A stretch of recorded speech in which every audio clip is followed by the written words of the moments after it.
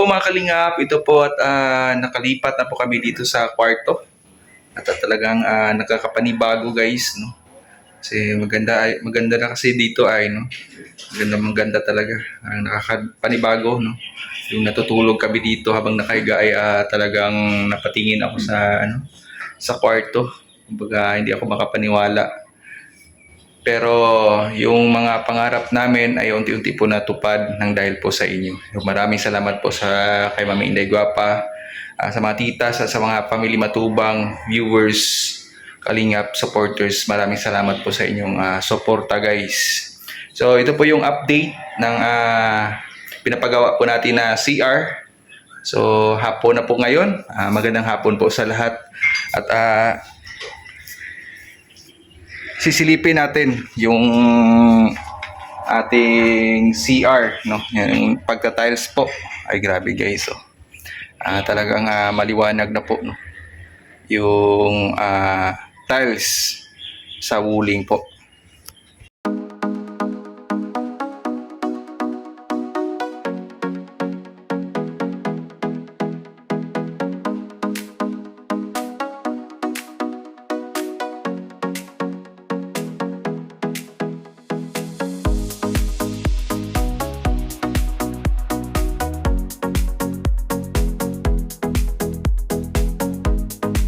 Ito na po, no? At natapos na po yung pagta-tiles dito po sa pagwuwuling, no? Yan, kompleto na po yan. Tapos na din sa wakas, no, yung pagta-tiles sa wuling guys. Ordinary lang po to na tiles, ceramics lang po yung ginamit natin na pang-wuling dito sa ating CR na mala kwarto din, no? Ang laki. Mala kwarto din yung laki ang CR guys, no? So may mga niche na din tayo dyan. Ayan. Talagang buong araw po, no? Pinagmasdan ko din na paano paglagay nila dito sa mga kanto-kanto nitong mga niche. At talagang hindi palabas sa basta. Hindi madali yung kasi yung cutting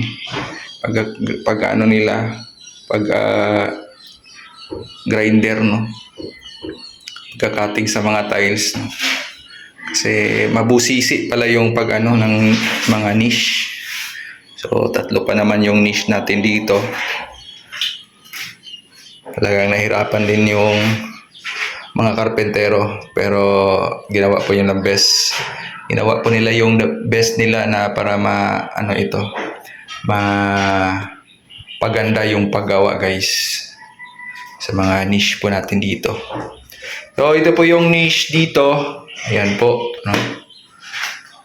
Ayan po yung para po sa sa katawan, no? Mga panglagay natin dyan ng mga soap. Ito din dito na side. Ayan, para po sa puwet. Para po sa puwet na soap, dyan po yan ilalagay kasi nandito yung syempre napakagandang toilet bowl, no? Talagang pag ginagamit ko yan, naalala ko si Ate Bertus. Thank you so much po, Ate Bertus. At talagang napakaganda ng ating toilet bowl. At dito po ay ito po yung niche natin dito. Lalagyan po natin ng mga sabon, no, para sa mukha. Kasi dito yan yung tawag nito? Yung dito? Parang hugasan. Grabe guys, no? May din tayo dyan. Salamin, no? Yung latest na salamin guys, no? Hindi pa lang nakabit. Kaya may po yan dyan, saksakan, no? May outlet po yan dyan. Po yan, isasaksak yung thank you so much po kay tita, no? Sa salamin. Grabe guys, no? At sa ano po ninyo, sa mga blessings po ninyo, ito na po yung resulta guys. Maraming salamat po sa blessings. God bless you po and your family po. At next ay magpo-proceed na po dito sa tiles naman dito sa flooring. Ito na po yung next natin. Bukas po, no? So natapos na po itong pagtatiles sa walling na ano na din na grout. Nilagyan po din yan ng grout kaya talagang parang ang ganda na tignan guys, no? Ito na lang po yung kulang sa CR, yung pag-tiles sa flooring. Dito, ayan po, no? Dahan-dahan na po namin tinambakan. Yung mga aso pumasok na. Palalabasin muna natin. Stoy! Oy! Oy! Labas kayo, labas. Labas!